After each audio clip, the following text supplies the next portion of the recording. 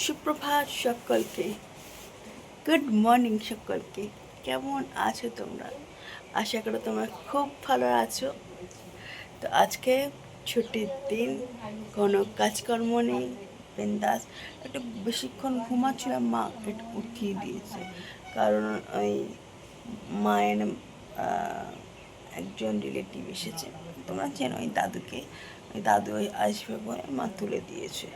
তো দাদু এসেও গেছে, এখন আমাদের ঘরে শুয়ে রয়েছে আর কি। বৃদ্ধ মানুষ, বয়স হয়েছে, সে কারণে মার সাথে এখন কথা বলছে। মায়ের মামা, ছোট মামা আর কি। তো সে কারণে এখন গল্প করছে দুজনে মিলে। এই জন্য আমি বারান্দাতে আজকে ব্লগটা শুরু করলাম। আজকে সেরকম রোদ, দেখতেই পাচ্ছ ন্যাচারাল আলো, সেরকম একটা রোদ নেই, সেরকম রোদ নেই আজকে। আর আবহাওয়াটাও সেরকম গরম নেই আজকে, ঠিকঠাক আছে। তো এখনও আমার ব্রেকফাস্ট হয়নি। কখন থেকে মা বলছে জানো তো, কী খাবি বল বল বল বল। আমি বলছিল জানো তো, আমি বলছি যে আমার কিছু খেতে ইচ্ছা করছে না। সত্যি আমার খেতে ইচ্ছা করছে না, কিছু ভাল লাগছে না, আমার মাথাটা একটু ব্যথা ব্যথা হচ্ছে আর কি। সেই জন্য কিন্তু কিছু তো খেতে হবে, তো দেখি কী খাই। তো আজকে যেরকম দিনটা কাটাবো তোমাদের সাথে সেরকম শেয়ার করব। তো দেখতে থাকুন ব্লগটা। সকালে একটু চা করে নিলাম এখন, আর এখানে বসিয়েছি একটু ভাত, আর সাথে দিয়েছি উচ্ছে সেদ্ধ, আর এই যে ভেন্ডি সেদ্ধ দেব।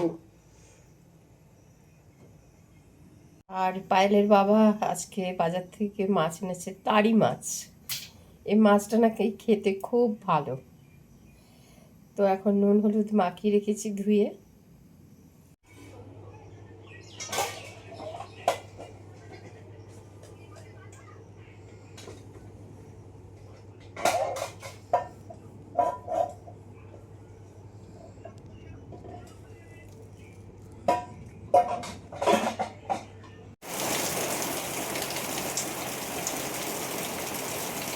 বাইরে কি অসম্ভব বৃষ্টি হচ্ছে।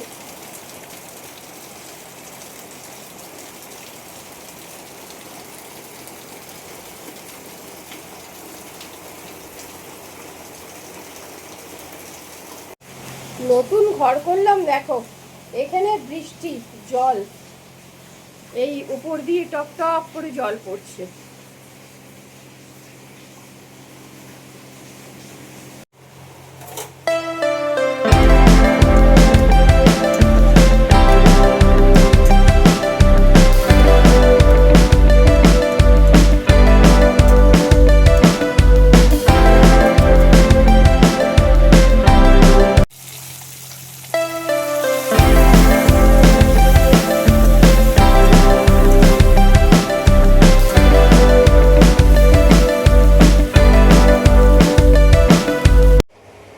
Good afternoon friends.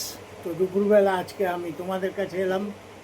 আজকে অনুপমার মামা, মানে আমার মামা শ্বশুর এসছেন। তো এখন আমি আর মানে মামা খেতে বসবো।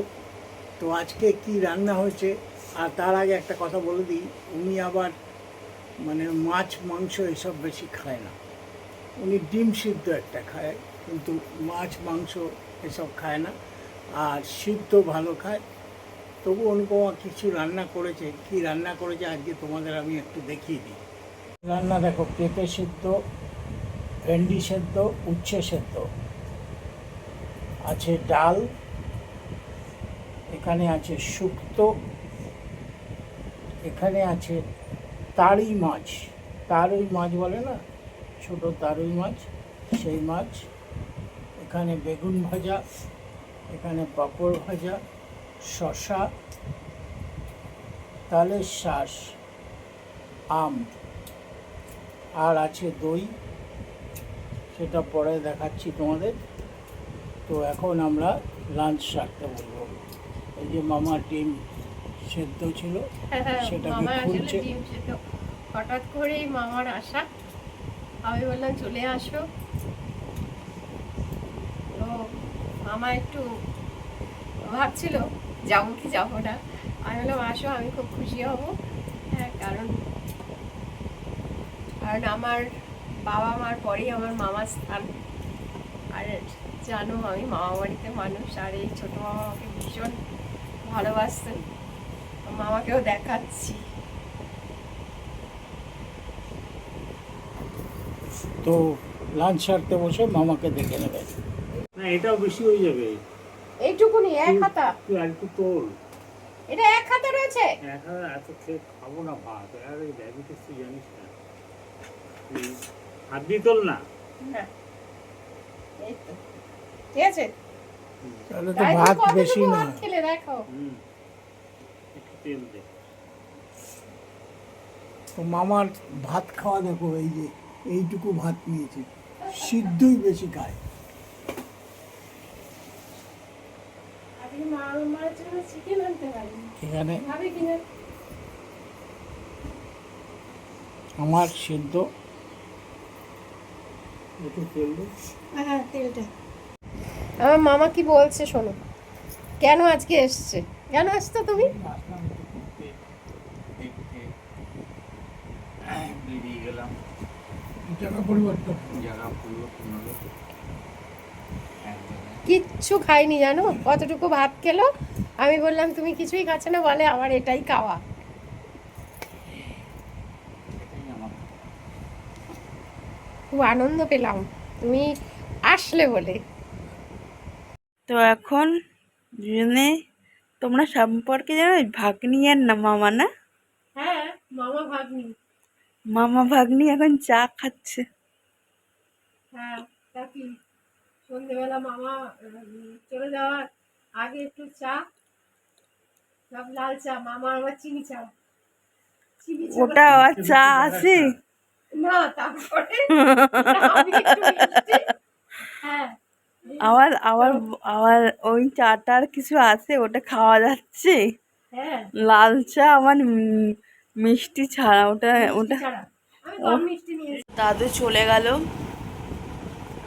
তো এখানেই আজকের ভিডিওটা এন্ড করছি। যদি আজকের ভিডিওটা ভালো লাগে তোমাদের, আবার কালকে আরেকটা ব্লগ নিয়ে তোমাদের কাছে আসবো। যদি ব্লগগুলো ভালো লাগছে তাহলে প্লিজ সাবস্ক্রাইব করবেন আমাদের জীবন। আরেকটা ব্লগ নিয়ে কালকে আবার দেখা হচ্ছে। ভালো থাকবেন সকলে, টাটা।